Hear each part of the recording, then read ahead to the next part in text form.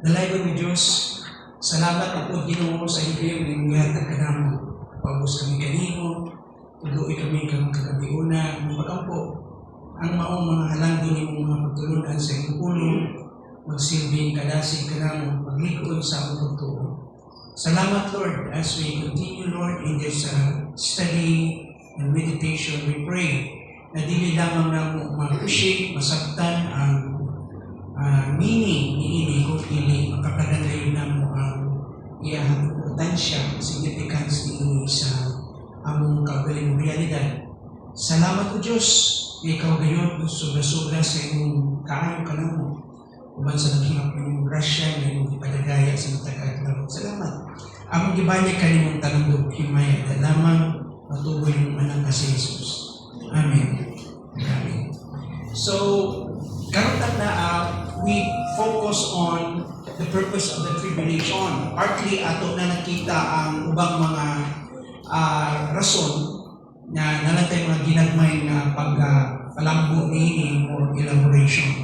So, balikan lang nato, i-highlights lang nato itong mga igo na nato, na discuss na nato, highlights lang. So, dito mo focus karon what is the purpose of the Great Tribulations, and we have several yung natong purpose appear in our discussion. So, walang purpose din kung inyong mabantayan, ang rason ani atong iandam una ang katawhan sa Ginoo. Pag may katawhan sa Ginoo, atong narrow down o contextualize o i-quantify nato ang iyang definition. Ato lang tagaan o konteksto ang bupasabot ng katawhan sa Diyos digni. So it has to do na isgot kini sa Israel. Muna. So pag may munta preparing Israel for her Messiah, very clear.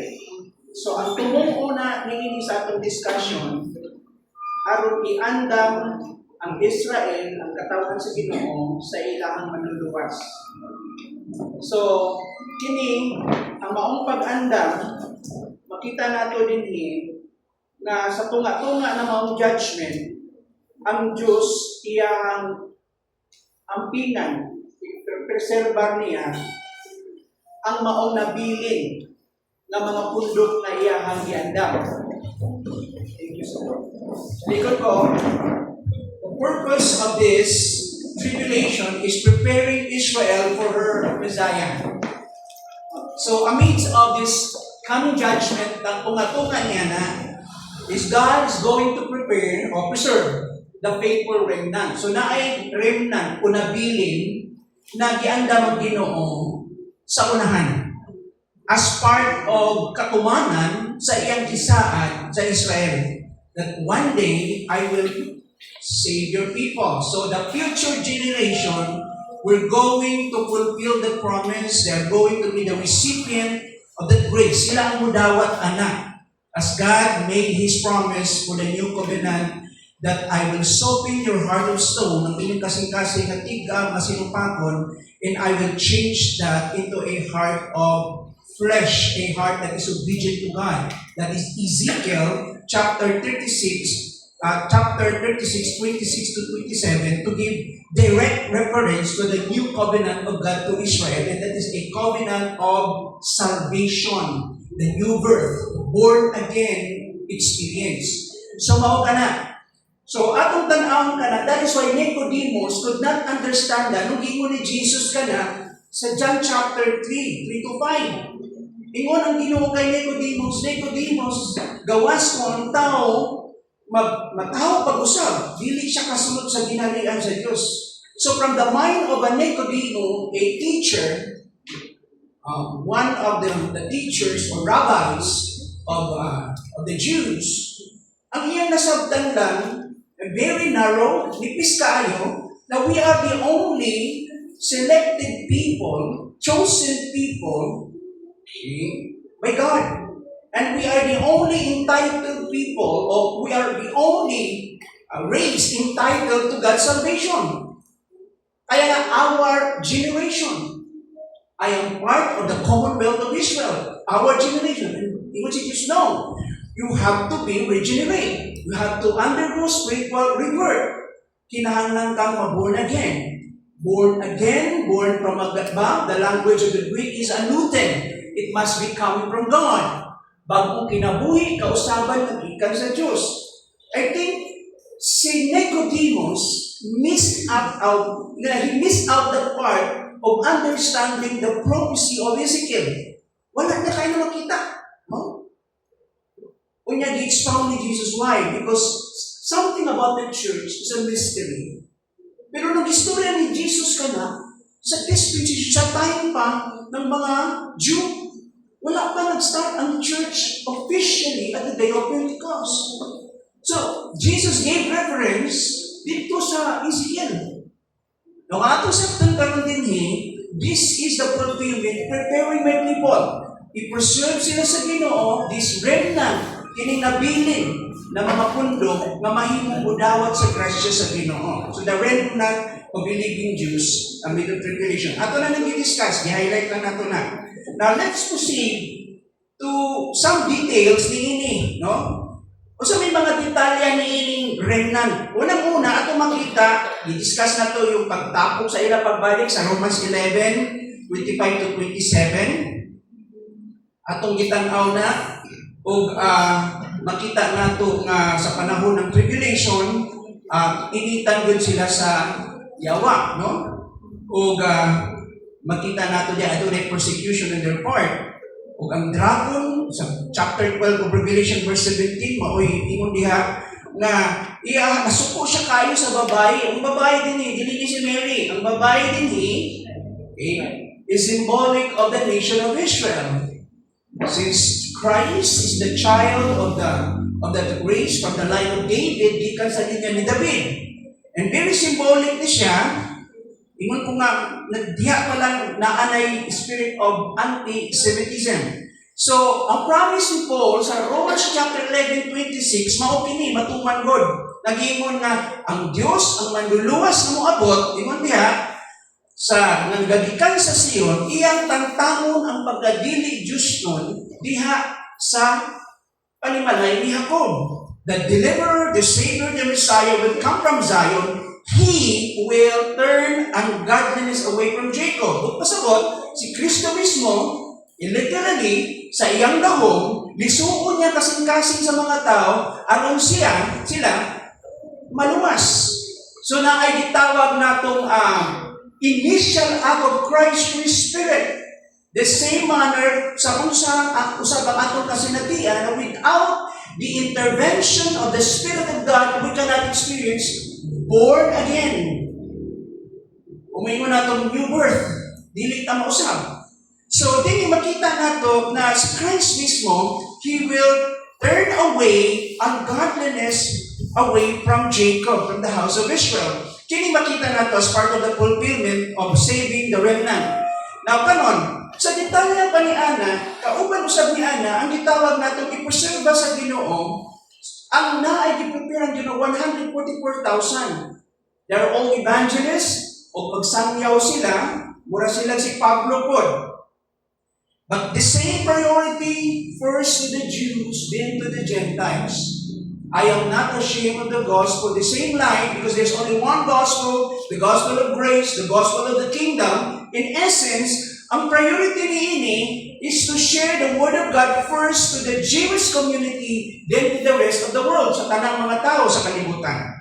O makita nato sa Revelation 7, 1-8, ang 144,000 na patikan sa Ginoo, aron sa they're going to receive a sacred task na ilang trabaho, magkitaw tumusangyaw sila sa kalibutan. They are entrusted with evangelistic mission. Now, karon ang sunod diha na makita nato part of the preservation of the remnant. Ang nag-anda ng Ginoo 144,000 from the 12 tribes of Israel, literal kini. So in every tribe 12,000. So 12 times 12 equals 144,000. Future kini. So we don't know yung mga diaspora ng mga Jews. Might be dili sila gikan inside of Palestine, uban sila gikan sa gawas. Kay karon dili man nila malocate ang lost tribe of Israel, yung 10 tribes. ang makita lang nimo nga nag-exist until today, yung two tribes. The southern tribe, the Judah and Benjamin. And katong mga returned Jews noong 1948, sagol-sagol na to sila. So ang mga tao sa Israel, mixed people na sila. So na yung mga, dili na yung matawag na Jew, Israeli ang tawag kasi we're talking about yung ilahang citizenship. So na Pilipino Israeli, na Pilipino Palestinian, Filipino Israeli, Palestinian Israeli, na European Israeli, so on and so forth. Pero, naagapon, dominant yapon ng mga Jew dito sa ilahan land. But again, naapay mga Jew, o gamito na lang nato yung bigger na name, Israel, mga Israelites, nag-exist mga kaliwatan, nagitawag natong foreigners, gapuyo sila outside Israel or outside Palestine. So I do believe that one day in the near future, the regathering of Israel, dili lang yung mga Israelites na naas inside Palestine, kung dili yung mga kaliwatan na, okay, na naanag po sa lain-lain mga lugar. People of different citizenship na. Don't you know, may daghang mga Israelites na nasa Africa. Nakakita na mo mga Israelites na black. Wala no, pero nakakita mo Israelites na Chinese. Makurat mo, kaya nag-spread out na sila, lain-laing lugar. But God will see to it that the line from Abraham, Isaac to Jacob, that line, the 12 tribes, will continue to be preserved. So 144,000 coming from that 12 tribes. Now, aside from that, God will raise up two witnesses sa Malachi chapter 4 verse 5. Iskutan na nato din So, na-argument kini kaniya ito, nung bata pa ako, kinsa man daw ang witnesses. So, ingon na dito ko ba, si Enoch tawag si Elijah. Tungod kawa sila ni Agi yung kamatayon. Now, ang problema na ito, maraming argument if you apply theology. Okay, of course, ingon ng Ginoo na ang iba ang real, ng physical world, yung physical realm iba ang spiritual or heavenly realm. So nobody, walay tao din in his flesh and blood as mortal body, will proceed to heaven, will go to heaven, without experiencing sudden change. Ang punto na kumauni, dili ka pwede mo survive dito sa langit kung magpabiling kang mortal. There must be change. So the assumption, si Elijah was carried by the church of fire, didala siya dito sa langit. Si Enoch, God took him with him, didala gyapon siya sa langit. They never experienced death. Wala sila namatay. So the basic assumption might be, siguro, ang Ginoo gilisog, giusab sila. Kaya di ba sila pwede mato sa langit na disembodied spirit? Ang muadto lang sa langit, no, spirito, kanang kita mamatay. Kaya nga naman, kung sa isulti sa Philippians, at the moment I will die, my spirit and soul will depart from my body, mubulag sa akong lawas, yung akong lawas paingon na ito sa graveyard, sa lugnanan, and my spirit and soul will directly proceed to the presence of Christ. Walay purgatorio. Walay agian. In the present dispensation, wala na holding place of the departed spirit. Sabi ni Paul, sa dihang ako mamatay, I will proceed directly to the presence of God. And so therefore, kung atong sabton na, let's say, Old Testament sila, lahi sila na time. Ang pangutanan na po, when the Old Testament saints will undergo resurrection, o makasinati, pagkabanaw, mudungan ba sila sa rapture o dili? Dili. Kaya nga, naay language nung gitawag na itong first, second, and third. Kasi, ang problema, ang first resurrection na makita natin, duha lang ka resurrection, first resurrection and second resurrection. The first resurrection has categories. Pero part ka sa first resurrection. So yung first resurrection is the resurrection of the redeemed. First, the church at the rapture. Second, At the end of the tribulation, we have the resurrection of the saints of the Old Testament, the redeemed of the Old Testament, and the resurrection of the tribulation redeemed or saints. Okay? Before they proceed dito sa millennium. Okay? So, na-resurrection siya. So, since si Elisha o si Elisha, wala sila namatay, ang assumption, in my view, might be, hindi sila disembodied spirit, kaya wala sila namatay, nakabaton sila o bagong alawas. But of course, dili ho lawas na pareha ng millennium reign ng mga mortals. Kasi sa millennium reign, mapopulate man ang lugar, ang kalibutan ng mga naluwas na preserve. Pero mortal sila. Kung pasabot, mag-exceed lang ang ilang edad na muabot silang mura o mga trees. No? Kailan katuwing ba bago mutubong oak tree? Ang reed tree. Sabi ng Bible, ang edad ana na time, mag-exceed, mubalik yung time ni Adam. Tag 1,000 years. No? Usaka, edad. So, but they undergo healing. Kasi mortal man gyapon sila. They can experience death. Oo. So, pag muadto ka sa langit, different story yun. Hindi yung pareho ng mortal body. Now, my problem is this. Kung si Enoch o si Elijah yun, kasi ang description ng two prophets, magkapareha ng opisina ni Elijah. So, ang assumption na si Elijah to. O si Moses. Ang problema ko si Moses namatay. Diba? Namatay man si Moses, gilubong si Moses. Ang Diyos pa nga ang nagbantay, naglubong niya. Ibantayan ba yun ang iyahang lubnganan kay ang yawa, iplanuhang kawaton. Nakiglalis pag yun, ang archangel kay Satan, no? Now, listen to this. May malingan na language sa Bible na kailangan mo tukiwan. Nabaliktad dito sa istorya. So,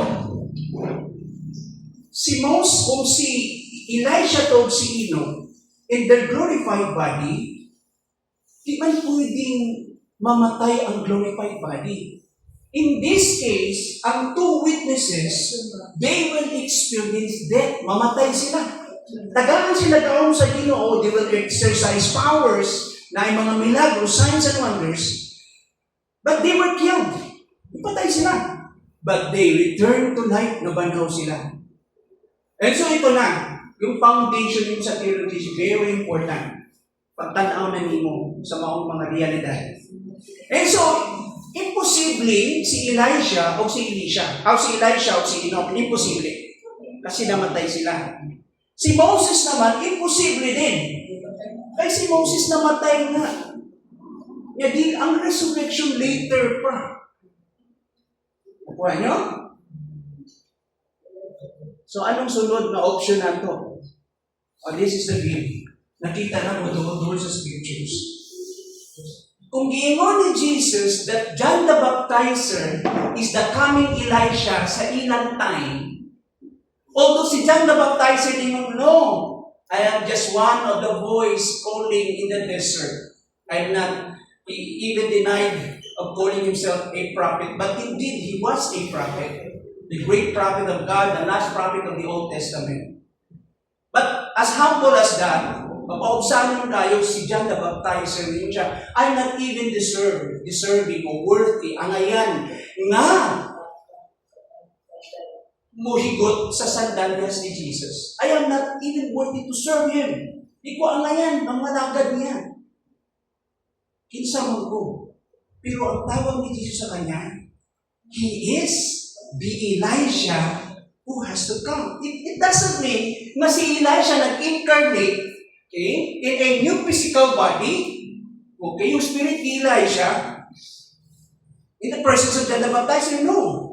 Because there is no doctrine of incarnation except Christ Himself. Si Jesus lang ang may capability to incarnate the eternal Son, mahimong tao.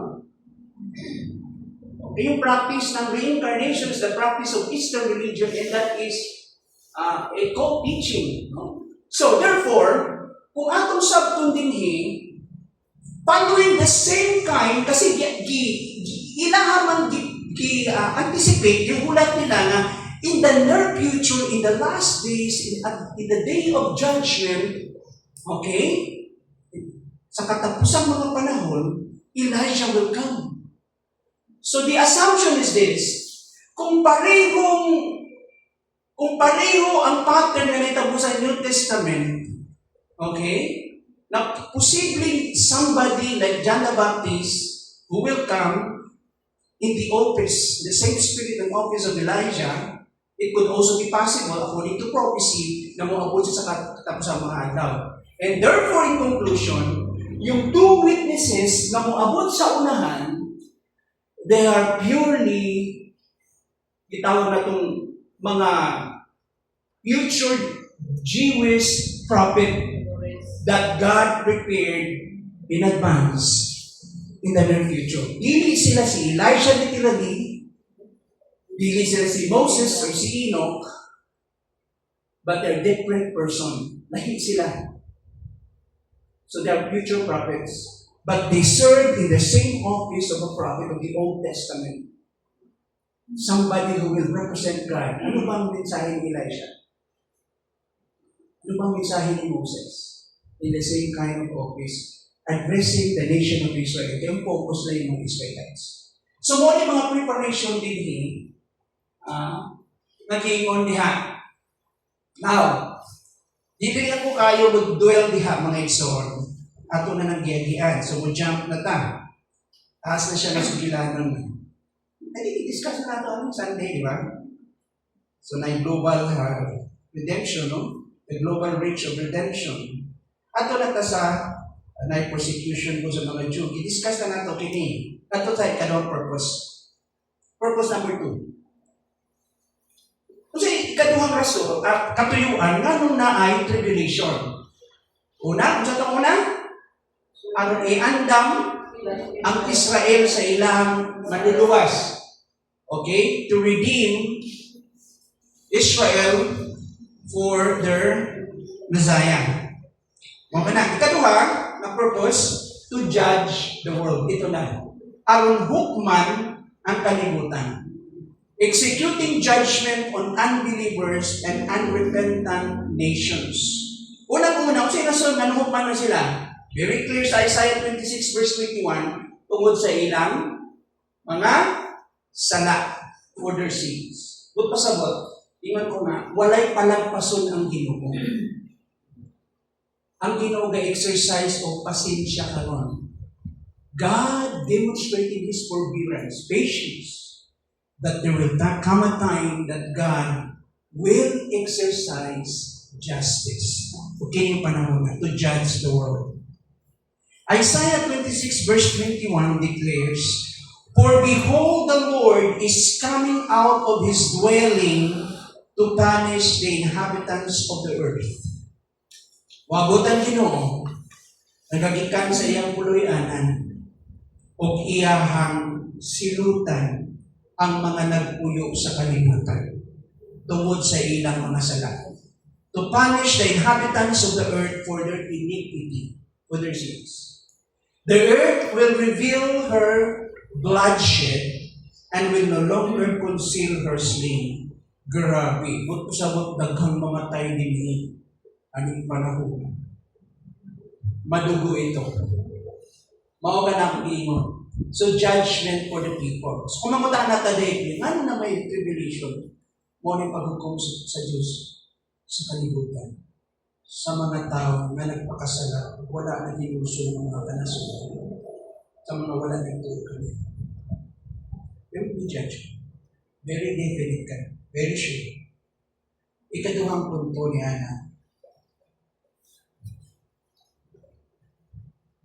Makita na to? Under anang paghukom sa Ginoo sa kalibutan, dili lang sila hukman sa ilang mga sala, but very specific. Hukman sila sa ilang simba sa Antikristo. Okay. Yung mga nagsimba sa Antikristo, pagahukman sa Ginoo or worshiping the Antichrist, the beast, the worship of the beast. Very clear sa Revelation 13:11 to 18. Kung we have isibuan, na isibuan ba yung mga? Doon siguro basaho natin sa isibuan. Pahulang ko rin. Ako basaho ng 11 to 18. Tanaw na lang sa screen. Kaya sa screen mo na ito, English na kabutan. Ako basaho kini sa isibuan. Now, pamigsoon, makita nato din kung sa'y buhaton sa yawa. No? Ano panahon na pinaagi sa gitawag ni ining Antichrist. Pero dinhi, ang itutukan nato dinhi, yung, kung saan ang halimaw sabihin saya? Mananap. Oo, mananap. So, dili siya literal na mananap ha, symbolic siya. I-explain ng Revelation ka na sa ato, yung maong mananap ng isbutan. Na ay unang mananap, na ikaduhang mananap. So, atong tanaw ni, wala kang i-describe din ang ikaduhang mananap o kung sa'y trabaho ng ikaduhang mananap. Okay, atong tanahon. Revelations chapter 13. Okay. Ingon din, beginning in verse 11. Ingon diha.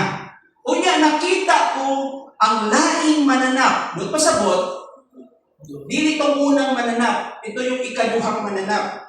Okay. Unya, nakita ko ang laing mananap nga migula sa yuta. May duha kini kasungay na sama sa sungay sa laking karnero. O misulti siya sama sa dragon. So grabe no, kini mananap. Ang mulit iyang pagpakita sa gawas, mura siya karnero. Pero ang iyang sinultihan, mura dragon, no? Oo, makita na to. Nabuutan siya, pero ang tinuod, dragon yun. Kita may dragon din yung simbolo sa Revelation. Si Satanas. Ang dragon din si Satan. Mananap atong iskutan na yung beast. Di mo din eh. Gigamit niya, kita man eh, gigamit niya ang dakong otoridad sa unang mananap. So kining sunod na mananap na ligawas, may kaduhang mananap, gigamit niya ang otoridad sa unang mananap. So na ay first beast and second beast. Okay? Ang first beast, okay, mao kini ang kitagaag naong sa Antichrist. But the beast is not literally the person. The beast is not a person. Dili siya tao. Ang gahatag lang niya dagway ang tao. Ako tagaan literal na ano nga ka nang i-depreciate na to para di mo maglibog. So, yung dumi, simbolo siyang mananap. Literally, dili siya person, pero gitagaan siya dagway sa tao. Morning Antichrist. Lalo na? Ato'y padayon. Dili sa verse 12, gigamit niya, ikaduhang mananap, gigamit niya ang dakong otoridad sa unang mananap. Diha sa iyahang atubangan. Unya, gipugos sa mananap ang tibuok kalibutan sa pagsimba sa unang mananap na may grabing samad nga naayo na. So, iyan ipakita din na ang trabaho ang ikaduhang mananap, gigamit niya ang otoridad o gipugos niya ang mga tao sa kalibutan na simbaho ng unang mananap. O gitalag description din nga kining unang mananap, siya ay unsa man. Niagi siya grabing samad. Unya naayo na. Okay. Alam mo mga igsoon, very exciting siya. Mga tuloy sa detalye sa buong Revelation bitamo. Tagaan mo siya connection mo sa realidad sa future. Natanawang din natin bihimong mga dakong milagro ang ikaduhang mananap. So, ang naong niining ikaduhang mananap, again, this is not a person, pero naa siya dagway. Naa siya dagway, na ika-represent niya, sa Tagalog pa, siyempre kailangan mo ng system na yan na mayroong mukha. Saan po Tagalog pa idea? Sino yung mukha ng when we talk about leadership sa Pilipinas, our new administration, yun yung ato ang present leadership sa Pilipinas. Sino yung mukha na nagre-represent sa atong nason? Sino mukha? Yung mukha ng presidente natin. Dapat naiintindihan niyo yung mga punto na yan.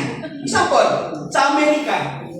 Yung Amerika, the entire United States, sino yung person na nagbibigay ng mukha or image? Si Trump. Oh. So na siya representative. But I'm not talking just of one single person. Batayan niyo yung mga simbolo. Ato may padayon. Mihimog mga dakong milagro. Grabe. So kining person, kining representative or false worship na iyahang gipugos ang mga tao mo simba sa unang mananap, naa siya katakos, na siya magic. Muna siya mga magician ng Egyptian nung they compete with Moses. Nung si Moses, ang sungkot ni Moses, yung staff ni Moses na imong halas, ilang counterfeit, isuon nila. Pero ang problema, yung mga halas nila, ikaon sa halas ni Moses. Sige, pakita dito that our real God, no? The miracle, no? The power, the power that really came from the Lord is really powerful than the power of His world. So dinhi, naghimo siya mga milagro ang ikaduhang mananap. O may paulan, kinig kalayo, gikan sa langit, at tubangan sa tanang tao. Mura po si Elijah. Who was the prophet that can call fire from heaven? Si Elijah. Hindi, no? Ang message ni Elijah is that God is, God is the real God. Tanawa yung iyahang competition with the pagan priest. Katong di-challenge niya yung mga pagan priest, di ba? Priest ni Baal, di ba? And he called out fire from heaven. Very powerful. Ganon din si Elisha. No? So, makita natin din kaya niya i-counterfeit. Kaya niya i-kopyahon. No? Na verse 14, O nalimbungan niya ang tanang katawhan sa kalibutan. Dagang mahina din. Dagang mahina. Mga tao sa kalibutan. Pinaagi sa mga milagro, nga gitugot, na buhaton niya at tubangan sa unang mananap. Kini kanong mananap, kasi naghatag ng otoridad. Ang unang mananap. Of course, pareho sila naging power good sa dragon. Oo. Una makahimo siya, milagro. Nang karon, daghang mailad ani. Nako, di ako tanang umayot na may taga-ubay na ilad niya. Kapag siguro, no? Di pa mo tingali mahilis ng ubay pag-abot panahon. Oo. Kaya tibuok kalimutan man. Anong padayon ni basa? O misugo sa mananap, o gisugo sa mananap, ang tanang katawhan sa kalibutan. O, good ka sa word. Kanina panahon na sa Revelation chapter 13, na anay gitawag na itong leadership ang mananap. Na siya authority, tanang tao sa kalibutan. Gisugo, ingat niya, o gisugo sa mananap ang tanang katawan sa kalibutan sa paghimog larawan aron pagpasidungog sa mananap nga nasamdan sa espada apan wala mamatay. So kung usa kini siya kadakong sistema social media gamiton niya para i-promote anang klaseng pamaagi yun. So ato na concerted effort ni from politics to religion across the board anang tao board. So naay campaign ani na i-worship ang mananap. Na unsa may mananap natos kalibutan karon unsa may mga pare-pareho anis panahon nato karon. Ang mga tao karon sa gisimba, pangutanan nato sa gisimba sa mga tao karon.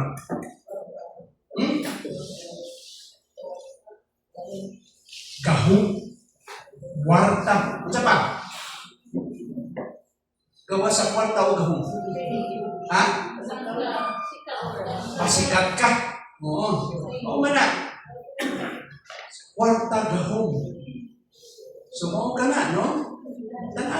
alam mo, you have to be discerning na panahon na sa dagat sa atong panahon karon kung unsa na murag direction ba trend bitaw sa mga tao. Paano ka mahimong gawanan? Paano ka mahimadato? Paano ka sunodis? Mo na yung pilit sa kasikasing na unas mga tao, motivate nila. Nyasad kaya na ba na gawa pohon? Kung raise up siya, representative niya dito para i-promote na iyang agenda. So, kinita natin sa pattern, okay, being prepared for the culmination of this Antichrist. Makita natin kini in the near future. Ang technology, you worship technology karon, grabe technology karon. Dili ang Antichrist ang technology, Dili ang AI, dili yan. Ang microchip, dili na ang Antichrist. Pero mahimo siya magsaman. Gamiton na to sa maong ungodly system. No? O na ay mga daghang makikhiusan ni under the leadership. Para mayroong mukha itong beast na ito, so there's a person called the Antichrist. Sa atong tanang. Asa na ta? Verse? Nakasunod mo, verse? 16, 15. 15. Gitugutan ang ikaduhang mananap sa paghatag og kinabuhi ngadto sa larawan sa unang mananap. Aron ang larawan makasulti og mupatay sa tanang mga dili musimba kaniya nga grabe. So, maghimo siya og larawan. So, unsa man yung larawan? Now, kung ikaw nabuhi pa ka sa time kaniya ito, tingali mong tanaw sa larawan, alam mo naman, antus. No? No? Sabay, laing tawa ka na? Rimulto. Oo. Karon unsa ng larawan na taga-agahog sa mananag, mamuli o magpatay. Si pila doon.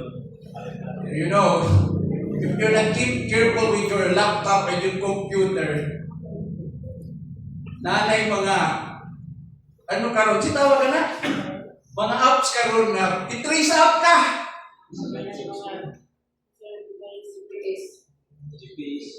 Wala'y matago pag ibutan yung ibo kinabuhi niya. Na, trace up ka. Smart na tayo ang ano karon. Labi na ang AI is very intelligent din siya. Ga-develop siya. Eh, na-tendency nga mo, abot ang time na mas magaling pa siya. Kung kuya niya, di mo makontrol ng AI. It seems scientific siya. There's nothing wrong with it. It's very scientific, bitaw na siya. But I don't know paano siya i-inspire kung gamitin later on yung mga technology.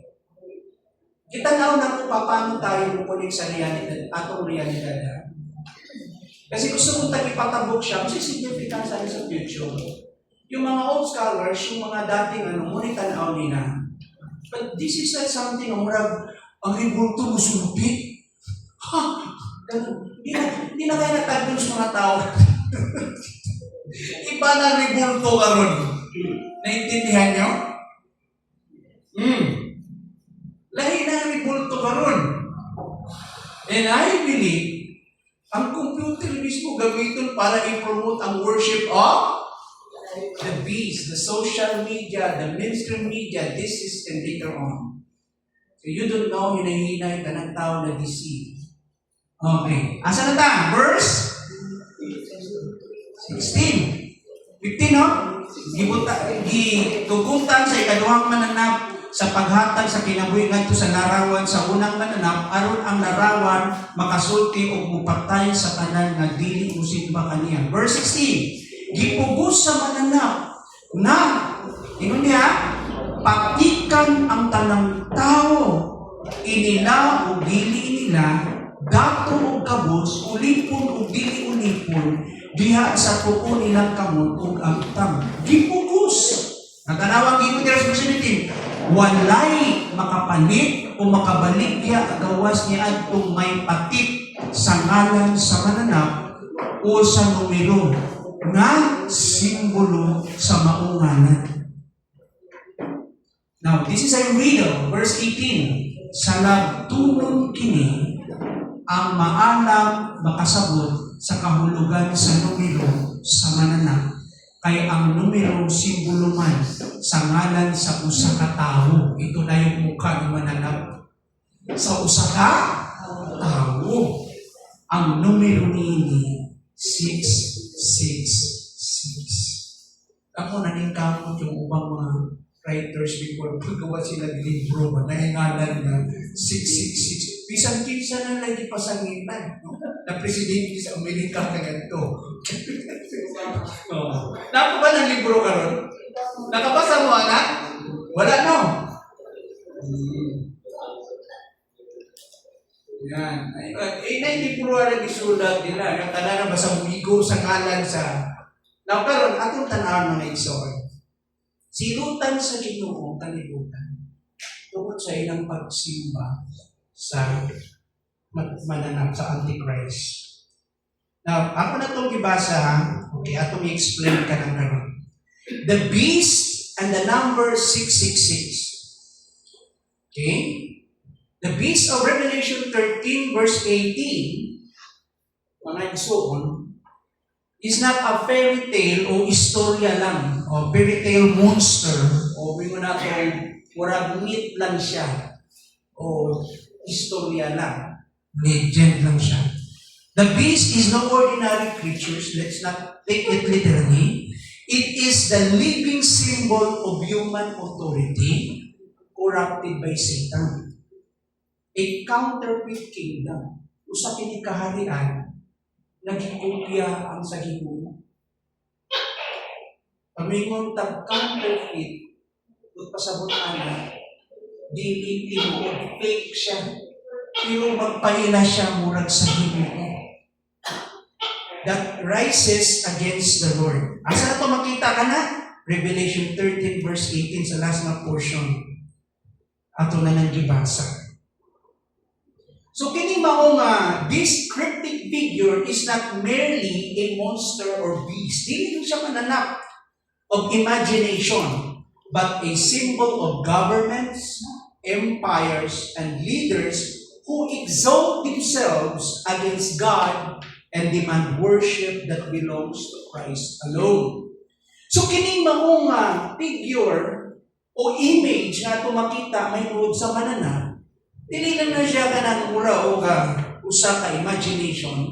Nagasimbolo kini sa gobyerno.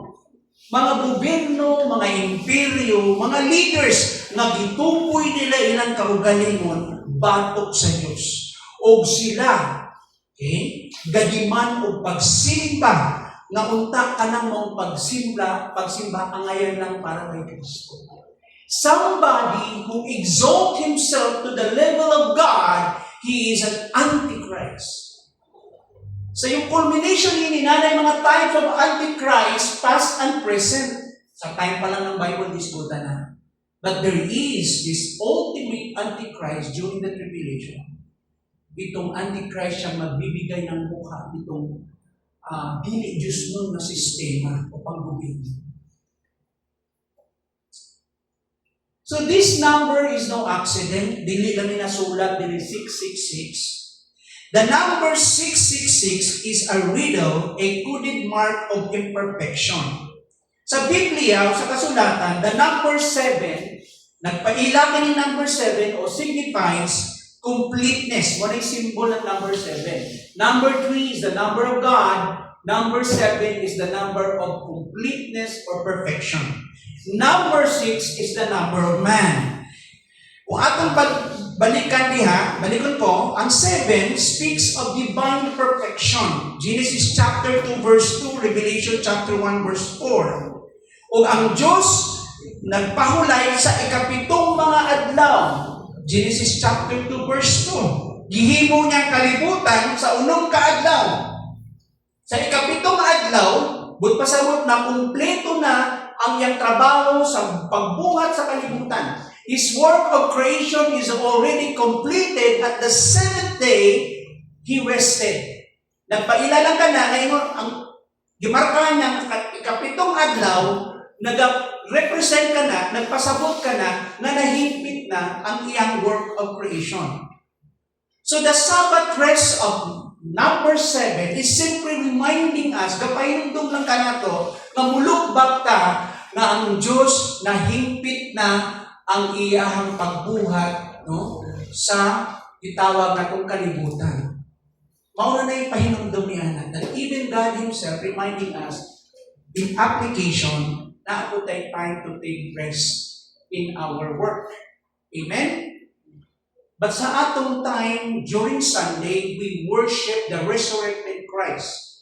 Although sa atong calendar na himong holiday siya, but Sunday is the day of what? The day of resurrection. So we worship God. Yung Saturday is simply a general principle of creation. Maura na ang punto niya. And that is for the good of Scripture sa atong mga tao. But ang punto na kumauni, number 7 speaks of completeness. Ganon. And His Spirit described a sevenfold in Revelation chapter 1 verse 4 speaks of perfection, kahimpitan. Now, kung moingon tag 6 falls short. Kulang ang 6 kasi 7 ang kahimpitan. Yung 6 kulang siya. To fall short of 7, kung makulangan ka sa 7, is to fall into corruption. Ito yung symbolic na karon sa application ni ining language in context. So 6 is man without God, for this context, ambition without holiness, strength without righteousness. So yung 6, mga igsoon, mga number sa tao, ipakita din in kontra sa 7, na ang 6, nagpasabot kini, na wala siyang Ginoo, nagpasabot kini na ay ambisyon, pero walay pagkabalaan, na idamgo walay pagkabalaan, na kusog, pero walay pagkamatayan. And when 6 repeated 3 times, 666, it is the Trinity of imperfection. Ang language ko ini is the Trinity of wickedness. It represents the fullness of human rebellion, ang kahimpitan sa pagsupil sa tao, pag-rebel sa tao batok sa Diyos. The climax of counterfeit authority. No? Hindi tawag na itong kinatumyan, no? This is at the height, at the climax of what? Of false authority. And the final failure of man apart from God. The ultimate failure, the finality of this failure of man na dili kauban ng Diyos. 666. Number kini sa person na isa kain. Pwede din. Hindi ako na yung matupad sigurado nga ako.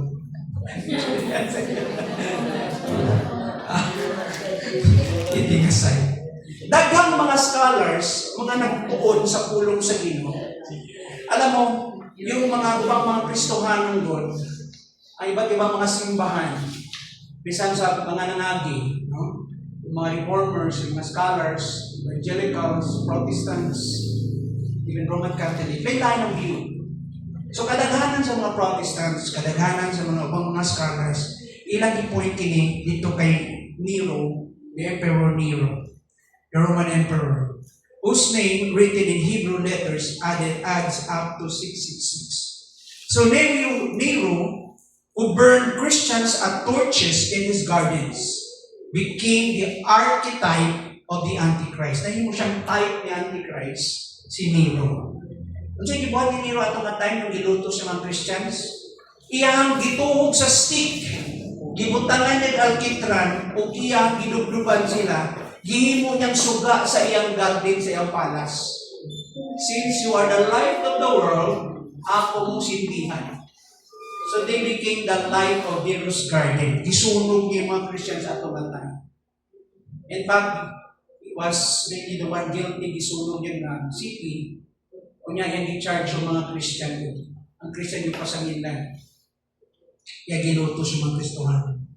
Tanang mga disasters na mahitabo atong panahon na, ang pasangilan yung mga bonage. O na sila yung panglutos atong panahon na. And Grabe kayo, no? Alam mo, during sa persecutions, na ito yung period sa history na ang mga Christians, gusto ko sabton din gikan si John MacArthur in his understanding of why na pwede you can undo bisan pag natataka na ka sa 666 economic issue, ma-undo pa mo na siya. And later you realize na deceive ka na sana, nailad ka, and then you change, there's a change of heart, o gidawat ni mong Ginoo. I try to understand that. I'm trying to understand, trying to see that from the lens of church history. So nakunta na, bakit? Saan siya nanggagaling?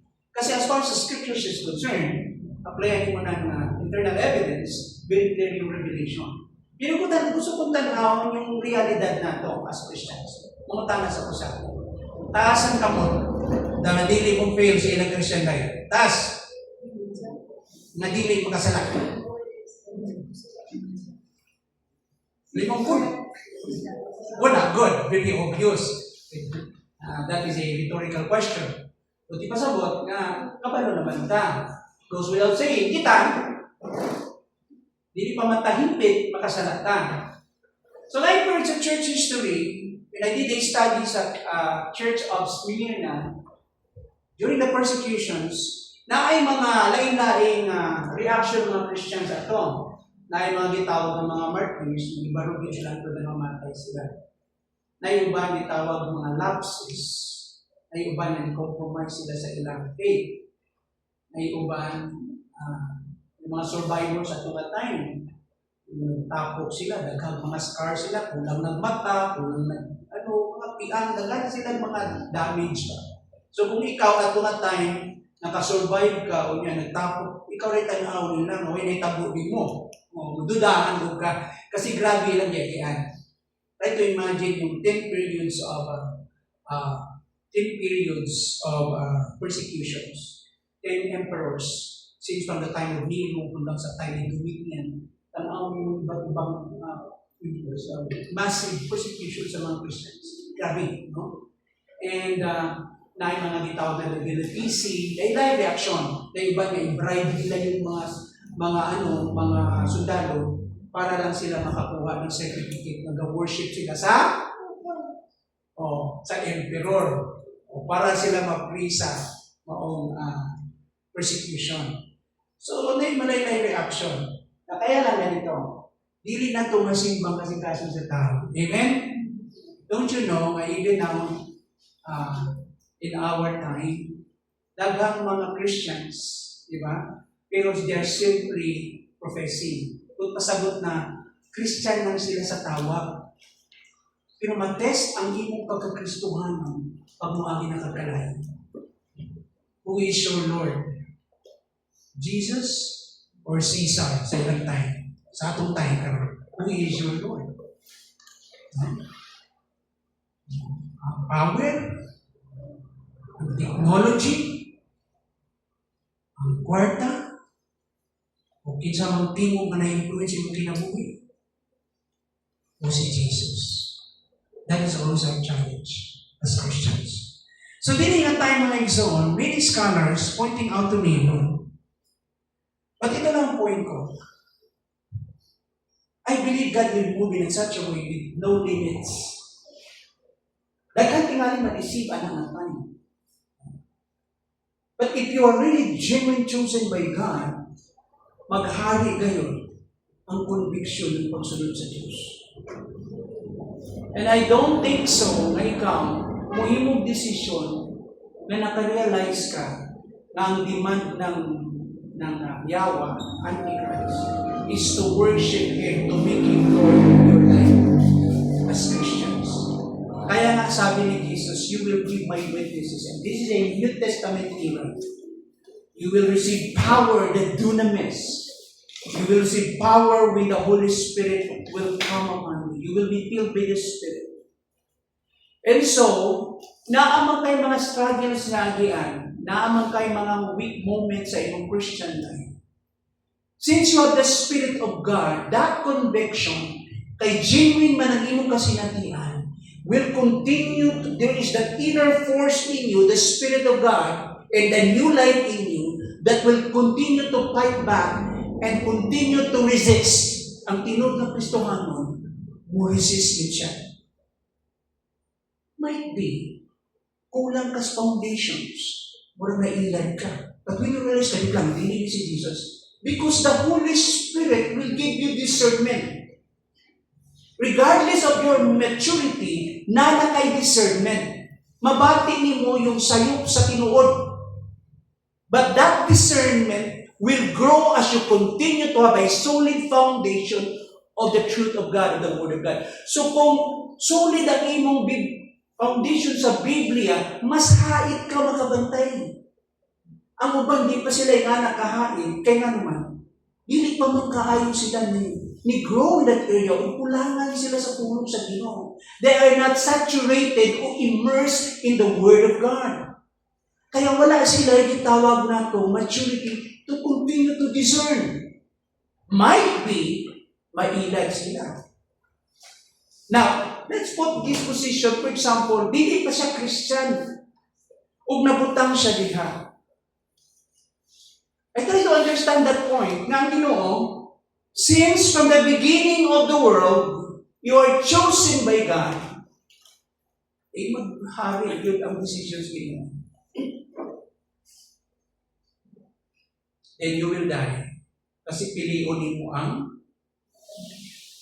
Ginoo. Diba? The Antichrist is Lord or Jesus? Because Jesus is Lord, then you will die. Ito yung mga martyrs. The martyrs. Na yung mga survivors po, na nagtago sila sa persecution. So, balikan na to. Ingon din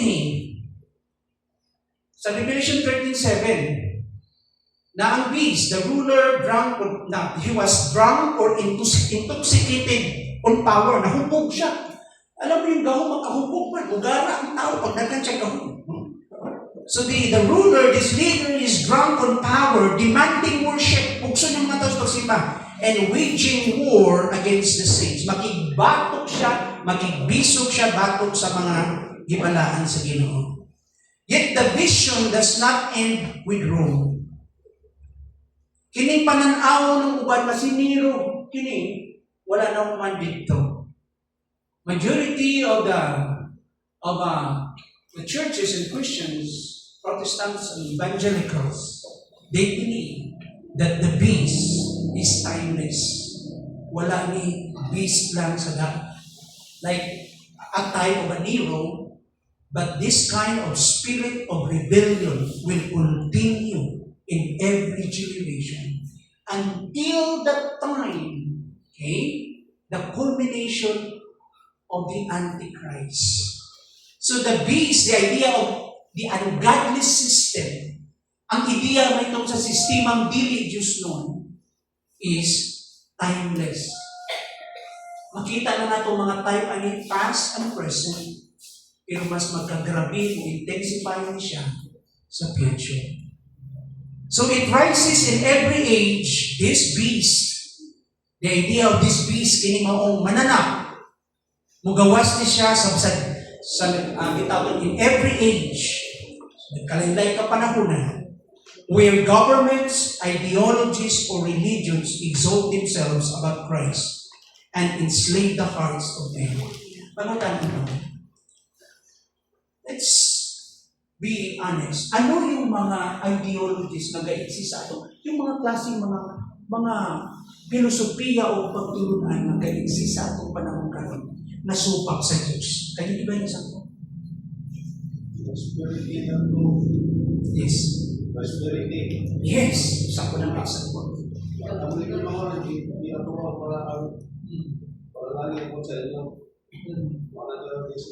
Wala isikat ka ron. Wala ikuyawan na to, no? May tao gusto magpuprit. May tao gusto magpuprit.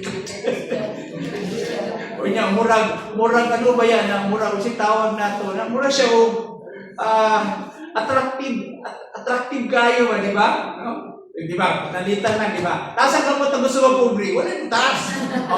Taas ang kamot gusto magato. Di ba? Kaya attractive kayo na ng message ko. O saan lang na kapanata? Unsa pa? Kung sa mga klase sa mga pagtuluan ka, mga ideolohiya, mga ideya, mga panlataw o pagtuluan, na supak sa Ginoo.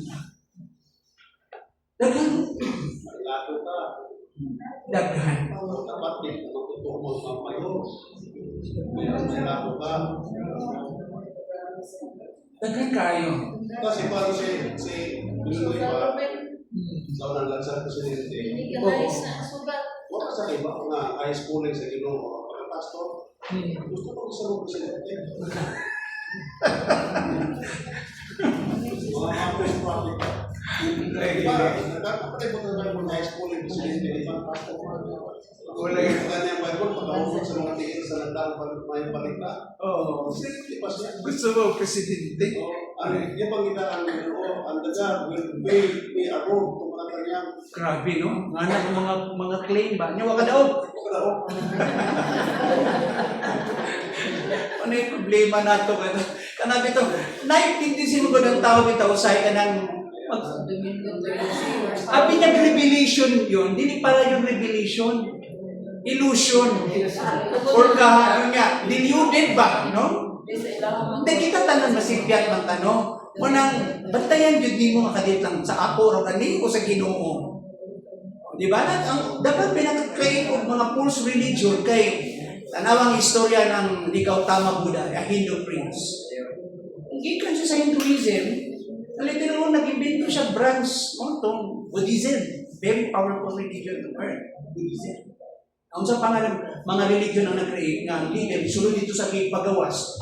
Nakakita ko na sa pananahon. Huwag siya nagkaon. Sigurado ng pag okay kaon, pwede dili pananahon mo nakita. Kung man, kanaway kay kaon bitaw pila ka adlaw. Naghalusination na ka. Pwede naghalusination na ka. Kay nagtuo og revelation sa Ginoo. Kaya nang pag ang Ginoo mo reveal nimo, magpadayag nimo, ihatod kayo sa tinuod sa Biblia. Because the Bible is very clear. When the Holy Spirit will come upon you, He will lead you in all the truth. He will lead you to Christ. He will lead you to the truth. I-guide ka niya sa truth. Di ka niya tugutan mag-create ng bagong teaching nga, saman, supak sa Diyos. Mag-create ka new cult, new false religion. Now, ang yawa ba yung mundo? Dili lang sa mga false teachings of false religion inside sa bitawag na itong spiritual realm ng mga religions. Ang yawa mo create po mga sinister spirit ng mga demons, ang mga taong mga unbelievers, isuon o tagaan kang mga hula-hunag, mga pagtulunan po, supak sa Ginoo. So, dili lang sa church, o in the context of religion, bisan po sa politics, ideologies sa politics. Kabalo mo na ang life sa kabata na supo sa siya papa. Kay tungod kay Jewish man siya orientation niya, yung papa compromise ba? Kay for the sake of business, para sila mag-thrive sa kalugar, mag-succeed sila, kinahanglan nila na medyo i-minimize nila ang ilang religion. Nalahi pa ng mga Jew, isang asa na sila, dahil na ilang religion. Create lang sila, naghanap, makatipon sila mga napulo ka pamilya dito, napulo ka papa, they will build a synagogue, kay mga na ilang law. Isang nasa sa Amerika, sa Europe, isang nasa. Now, in one occasion, kining papa ni bata, na-compromise. So, nagda po ang bata na siya bitterness. Kapungon siya ang papa. Nabasa po din ako, ha? And I think I can continue to remember how accurate is that story. And kita po siya na siya bitterness. Kung nag-eskwela siya sa Europe, and one day, sa iyang kalabot siyang papa, nakakreate siyang bagong teaching. Ang iyang teaching is the relationship between the capitalist and the working class. He invented the book, the Communist Manifesto. Don't you know the name of that guy? The first name is Karl Chaplin. Yan. Ano? Ano pinito? Oh, Marx? Saan Marx? Alvarado? Karl Marx. Karl Marx. Alam mo, dagang mga ideology. Sa religion lang, sa false religion. Ano yung religion mo? Medyo masyadong delikado, very extreme. Na usahan na tendency to terrorize people. Ano klase ng religion? Na you have to submit in the name of our God by the power of the sword. If you will not submit, you will die. Ano saan ang religion?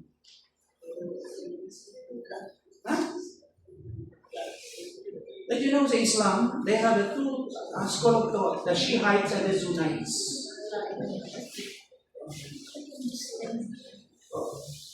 And you know, mga igsoon, ang mga tao mga kasi tinod na itong kalaban din.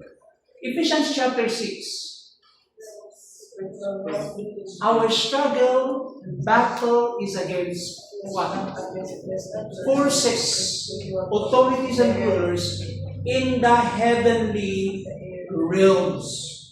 So, labanan dito ang yaman. So, mga Kristohano lang nakasabot ani. You have to understand ang yawa as much as possible because his time is short.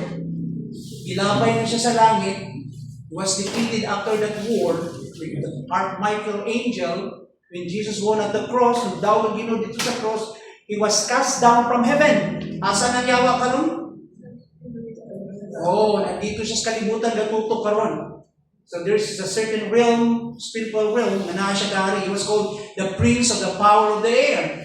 And he blinded the minds of the unbeliever. Padayon siyang agenda. Why? Because his time is very short. As much as possible, dalang sa impyerno. And so, ang yawa karon, mao na yung buhaton. Maghimo siya daghang mga kasama ko. So this idea of a system, a godly system, it could be a political system, a kingdom, and with another spiritual leadership na nakatay up in first beast o ang second beast. This false religion under that leadership of a person, and they work together to continue to what? To promote the worship of the Antichrist. Mao ka na mga igsoon. And here in the warning for us today, kasi warning sa ato, the beast is not only in history books, it's in the modern system that demands our ultimate loyalty. Nano sa modern system na karon sa kalibutan. It whispers, muna siya ni Hong through the politics, that spirit of rebellion, that idolized power, ang gahong importante. Through economies that worship wealth sa ekonomiya, itubos mga tao ang kwarta. Through technologies that promise salvation apart from God. Ingon na itong akong friend na Dutch. Sa ilang lugar ko nung kanya, itong mga tao tumuti, comfortable sila, sa buwan kayo trabaho, pakaunong ka sa gobyerno. Lisod kayo, Ginoo. Lisod kayo mo sa Ginoo. Kaya nakatanan ng comfort. Karoon lang sila murag na yung mga young people karoon nakabato ng bagong there's a new consciousness o awareness gikan sa mga batanon ang magduon na sa Ginoo sa ilang lugar sa bulan. Alam mo yung mga dato ng mga lugar na masyadong liberal na, di na kayo pagtagad ang Ginoo. Grabe God. Ang itawag na ito na mauna ungodliness, worldliness. So the mark of the beast is not merely a tattoo or a chip. Di ba na? Tanong mo istorya, murag may chip. Isuksok sa imuhang. Di ba? Hindi lang ka nag-isgutan din eh. Na murag tattoo lang siya or a chip. A microchip. It is the mark or the sign of loyalty.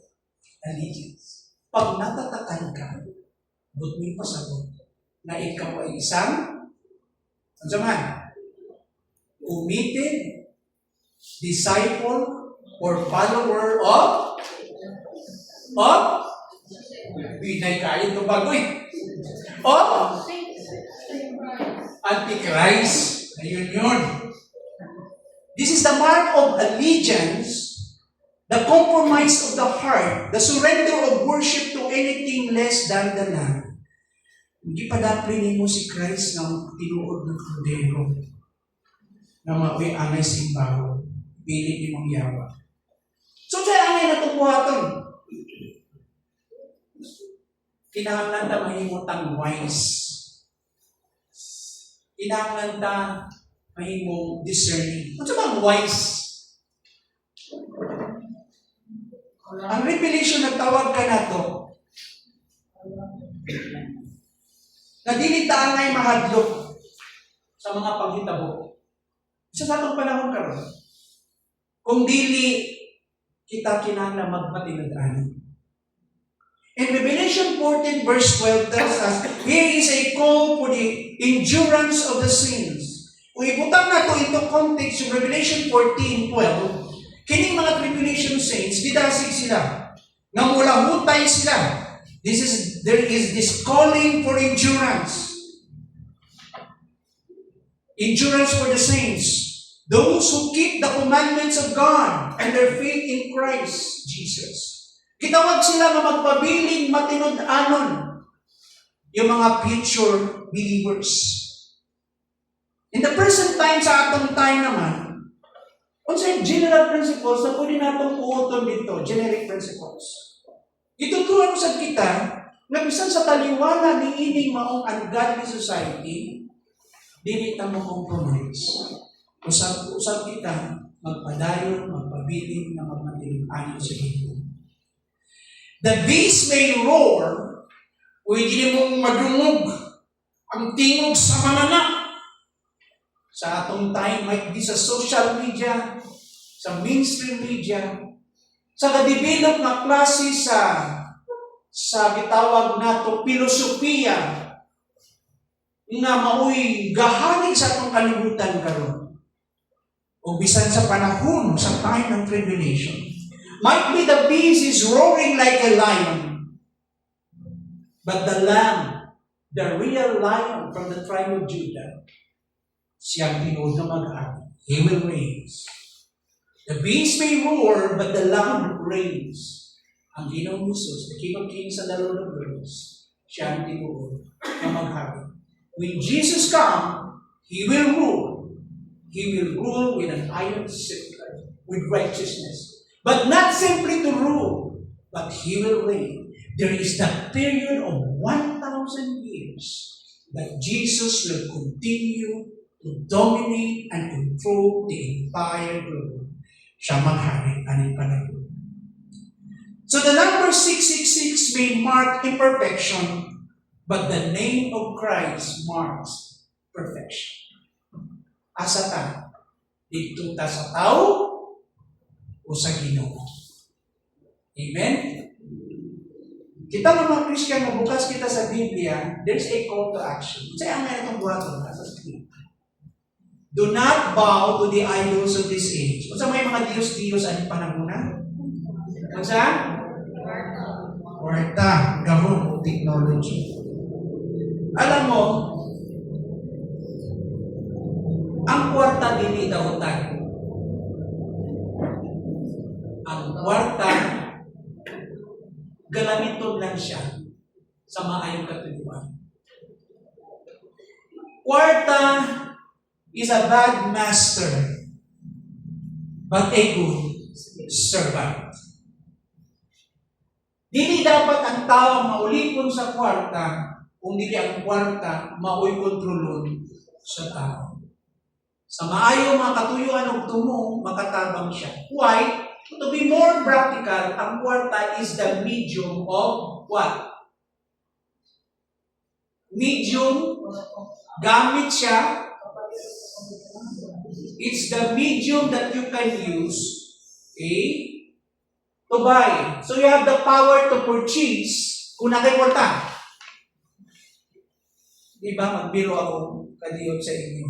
Let's say, pananitan ko sa bang sistema. sa kalibutan. May nga mga tao. Dili na sa kwarta karon. Bato. So ang imong gamiton karon nga medium para pangpalit bato. Ay dato kay kubay. Sigurado magpakwari si Jumay ko dito. Hindi nga sa'yo. Naintindihan nyo? Kasi nagtatagod ako sa kwarta. Ang tao. It should not be changed. Dapat masaktan natin measure. So, para sa ato ganamiton lang siya. Technology mao gyapon. Di tayo mabandit sa technology. Ganamiton lang siya. Ay, may mga tao na mabuta sila. Kung kaya abi siguro nila, hindi ko na kinanglan ng Ginoo. Nananitanan sa ako. Do not compromise your allegiance or your loyalty to Christ for the convenience or comfort of this world. Ang kalibutan would offer us comfort. Mga kaayuhan ko. Okay ba na? Pero at the expense of your commitment to Christ. Papiliwang ka sa kalibutan. Ang imong pagtuo o yung comfort. Kaya nga sultihan ka mo. Yawa, dagang pamaligod mo na itong pamilya. Amen? Alam mo, dito pa na nga itong mga motivations pa. Gusto na ito mag-improve, may picture, pamilya, okay man na. Ako ay would agree. Isang ganyan tayo nag-joke ko ng mga bata. Umuha mo, ikaw pugong. Kaya in the name of being stable, pero there's no such thing as stable in this life. Anything mo sa imo nga. Kali, isa kung sa tayo yung mga community, pwede na mo sa imo nga. Pagkawain mo yun, goodbye na lang. But I encourage them para sila may mo independent na dahil. But very practical. And one time, ito ba ito sa akin mo siya? Girlfriend sa mga. Alam mo, in our research, dagang kayo nag-abroad. Maliliw niya giguba ang pag-abroad, dagang nag-abroad, okay na. Kaya lang ito, if you don't have a very solid foundation, kung sa relationship, dili nga nakahubog, saan galing nasa ginong matintal pa, kami nakadaganan ng nahitabo sa mga silingan neighbors, kutob sa akong nahibawan na nag-abroad. Kadaganan ang issue, third party. Guba ko dito. Inadlock siya. Ano na yun? It could be subjective. Pero that is a reality that we cannot close our eyes. Amen? Kaya nga, kung ang comfort sa kinabuhi, imong tanong, you are not ready for that, kung makumpuliso lang ka, ayaw tubuti ang yawa, magamiton na niya pamaagi, mapalayo ka sa iyo. It could be a certain promotion that you will be compromised. You will be compromised. It could be yung mga offers ng imong conviction yung mabend. Pwede mapiko ang imong conviction. Let's say, tungkol sa panginahanglan mo, wala kay choice yun para makasurvive. Kunyang imong matawag sa pamilya, dili mo pariyo o conviction, and you're trying to help them, paano sila makasabot sa Ginoo? E tungkol ka wala kay choice, ang circumstance mo, mo dictate. And sometimes you are tempted, you are forced to do something contrary to your convictions. And sometimes mga taong tanaw mo ma-judge kanina kayo sa kay balo kung sa inyong giyan. For example, na maligya. Hindi naman daw tayo maligya, di ba? Pagkaon. As Christians, saan madaw yung testimony pag namaligya ka? Pag iapilan mo yung baligya, kuska hinay kayo eh. Yun, dito magsugod. Pero, tingnan niya, sa kawas, tanaw mo matintal sila, makakumpod kay, di mo na nila sana, kay sila may ka-observe niyo. Unless you will explain yourself, mamunin bigyan yung struggle. Nalay-lain yung degree sa atong struggle. May mga anak tayo sa na dili mo, tibuok pamilya ninyo, mapasunod ninyo. Bisan pa nalingkamot ka, gapray ka, nalipay ka kayong mga anak na magsinutan. Pero naman di mo likoy. Naman di mo. Nausawa pa na din mo. Sa dukdukunin mo siya. Tanda ng pamangaginin mo. Napatid ka pala understand. What if we don't do that? Kinaulan ka nito. You have to sit down at the DSWD and to find some yung mga kitawag na itong mga saktong mga direction kung na ba ko'y mag-violate ng mga rights sa mga bata. Isa rin sa mga problema mo ito. Paano ka mo navigate? Paano mo dadgo ng direction sa iyong pamilya without compromising your faith? Kay dili tanan usahay. Wala ma-frustrate ka, masakitan ka. Pero kabalo mo ito sa iyo. Ito nang dula, dili man dula, ito na, are you willing to stand? That sometimes it hurts you. Ikaw mismo sa kasakitan. Kaya kung wala kang maturity, kung dili pa lang galing sa doon, masipyat na ka, pag anak di ka, hindi ka buyang sa layo.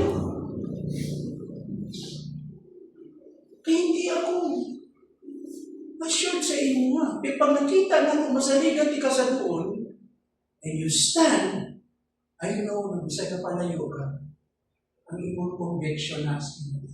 No, I really take for speaking. Kung mga anak, yan ang forget. Huwag ko na yung journey speaking. Kalipay lang na ako, balitaan ako nasa Medina, sila na sa Cagayan. And involved sa ministry kasi gospel. I'm happy.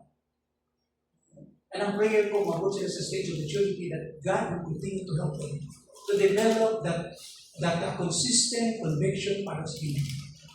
Do not compromise your loyalty to Christ for the sake of comfort.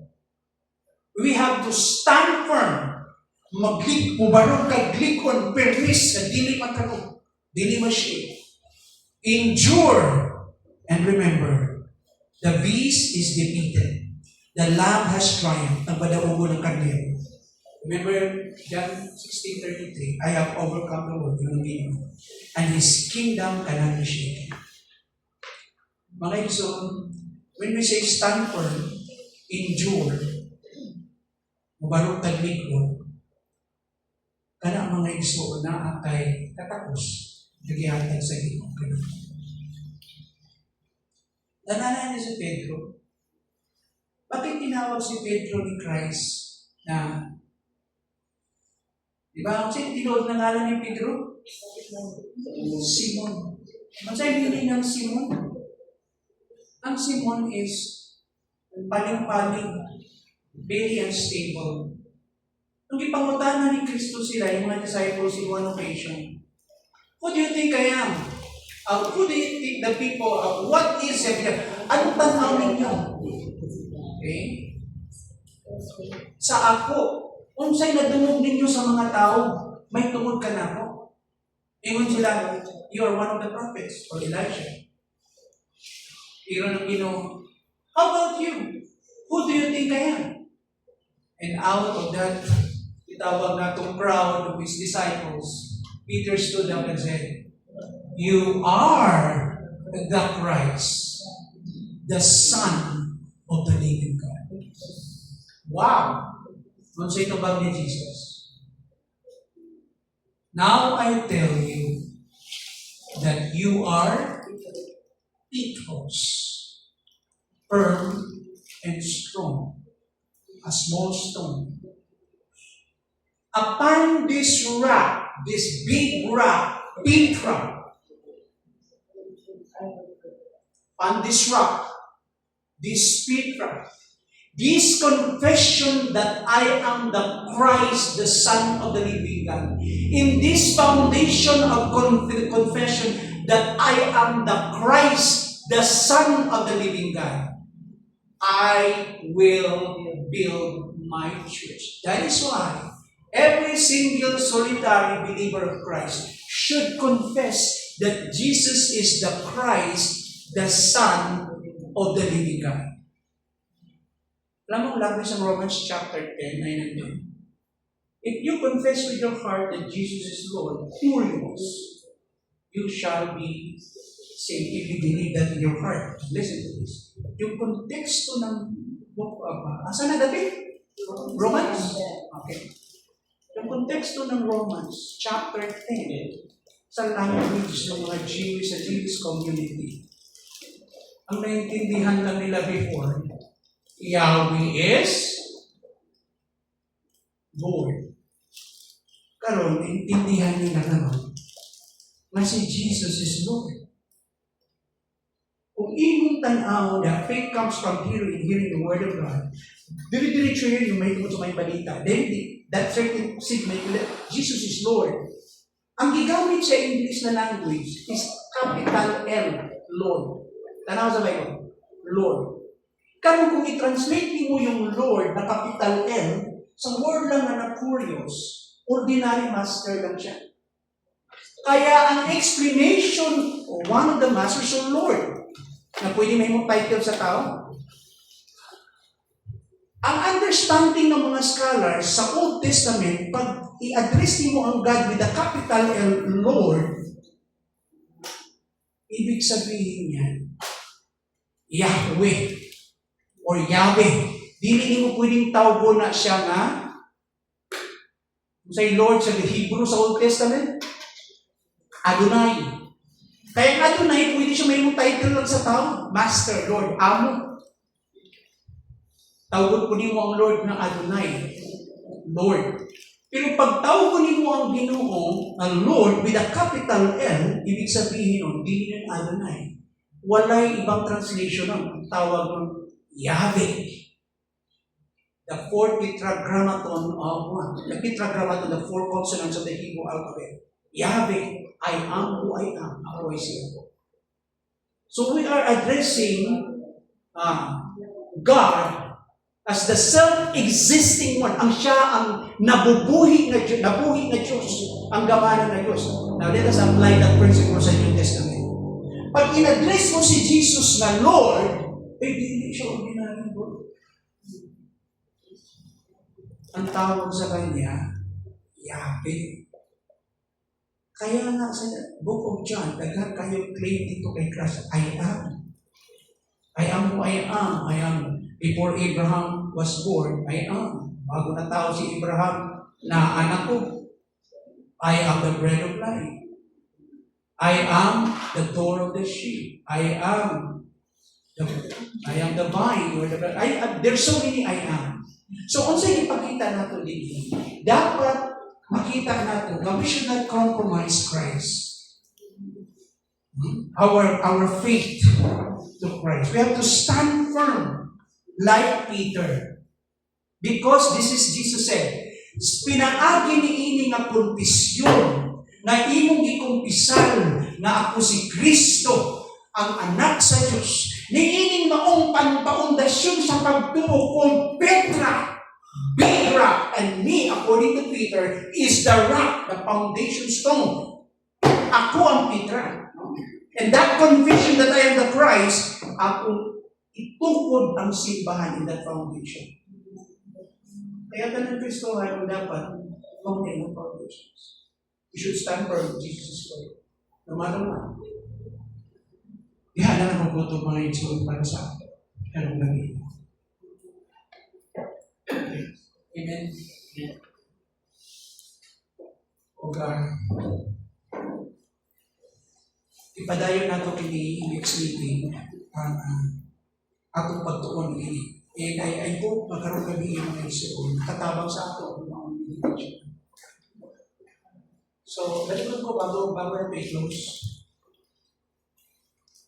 Kung saan ang mananap din? Kung saan ang mananap? Usa ka? Usa ka? Simbolo siya sa usa ka? Pwede usa ka politikal ng otoridad? Usa ka kingdom o binarian? Usa ka sistema taliwas sa Ginoo. Pero binigyan siya ng mukha. Sino yung mukha niya? Yung anti-Christ. Kung nasa representative na usapan, ikaduhang mananap. Kinsa ang ikaduhang mananap? Usag niya kung kasistema. Pero nakapokus siya sa usapan sa spiritual ng bagay. Ang iyang prioridad, ang iyang task, iyang trabaho, ang pagsimba. So, tanaw ninyo ang formation of religion po sa kalibutan. asa paingon itong ecumenism o unification of religions. Kinsa ang mukha, kinsa ang person na pwede mo represent of this kind of unifications and trying to convince the people of the world to worship the beings with this representative, the image of the Antichrist. Who do you think sino yung mukha? Ha? O daga na kayo mo mga ipadayon natin kini. Let us pray. Salamat Ginoo sa imong grasya. Salamat sa imong bukid. Karon kagabi mo na Lord, pagpros kami padayon kanimo. Daghang butang Ginoo nga amin among saktan. Ilaw lamang kami kanimo, dugani kami sa lamdas, pinagi sa Espiritu. O salamat o Diyos sa maong pagdasig mo kanamo sa mga butang ang gisgutan, himo ang kami mabinantayon o magpabiling matinud-anon hangtod sa iyong pagbalik. Nasayon kami ng iyong pag-abot sa bisan kanusang takna kamo abot. Ug himo ang kami andam sa kanunay, nadili kami Lord balay Lord, kung dili magpabiling kami sa among mga prioridad sa mga butang Lord. Padayon Lord, maka-contribute sa pagpanday sa inyong ginalian o padayon maghatod og kahimayaan sa inyong alam. Even for tonight, Lord, sa among pagpapahuli, salamat sa naghinapi mong grasya. Salamat sa lugway, salamat sa ay paglawas, salamat usab sa naghinapi panalangin. Kung ilisyon mo kami, Lord, sa among matulmanon ugma, ay kami magpadayon ya kanimo o ibalik nimo kami sa sulod namong higayon sa padayon na pagtuo sa iyong puno. Kini mo pagkampo sa kanan ni Jesus. God bless you all.